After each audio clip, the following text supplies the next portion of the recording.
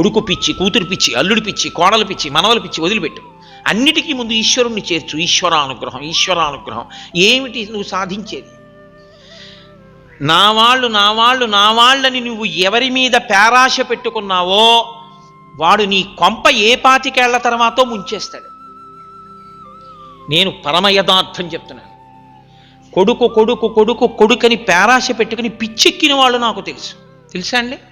నేను ఈ మాట అందుకే చెప్తున్నాను. ఒక వృద్ధాశ్రమానికి ఒకనకొకప్పుడు మీరు చెప్పిన రామాయణ ప్రసంగాలు వినడానికి వస్తుంటారండి వీళ్ళందరూ వ్యాన్లో. ఒక్కసారి వృద్ధాశ్రమానికి రండి, నేను ఒక వృద్ధాశ్రమానికి వెళ్ళాను.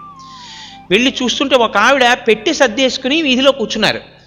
నేను ఆ వృద్ధులందరినీ పలకరిస్తూ అలా వచ్చేటప్పటికి ఆవిడ అన్నారు, నేనేం ఆవిడని అడగలేదు. ఆవిడ అన్నారు, అయ్యా నన్ను తీసుకెళ్ళిపోవడానికి మా అబ్బాయి వస్తున్నాడు ఇవాళ, అందుకని నేను ఇంటికి వెళ్ళిపోతున్నానండి, నేను పెట్టి సర్దుకున్నానారా. అమ్మ చాలా సంతోషం అమ్మా, ఇన్నాళ్ళు ఇక్కడ ఉన్నారు, మీ అబ్బాయి తీసుకెళ్ళిపోతున్నాడు, అసలు ఇక్కడ ఇన్నాళ్ళు ఎందుకు ఉంచాడు, చాలా సంతోషం తల్లి అని నేను ముందుకు వెళ్ళిపోయాను.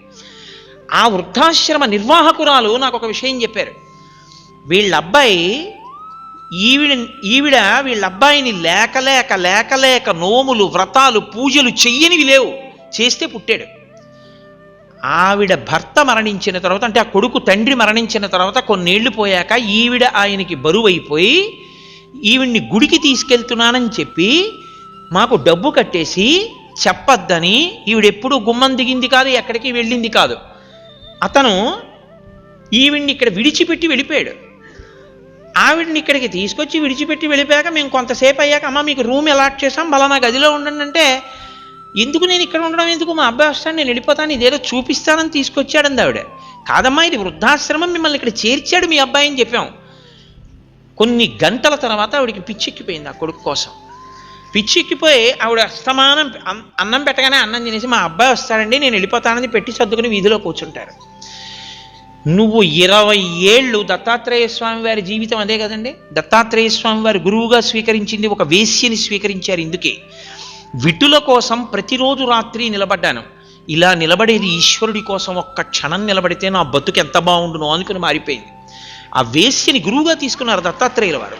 వస్తోంది కదా ఈ వచ్చే పౌర్ణమి దత్తాత్రేయ స్వామి వారి జయంతి, జగద్గురువు.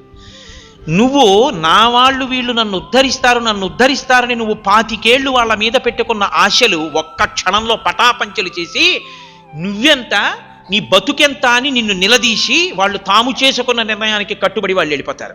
అప్పుడు నువ్వు 25 ఏళ్ళు పెంచుకున్న నీ అనుబంధం నువ్వు వగచడానికి, ఏడవడానికి పనికొస్తుంది.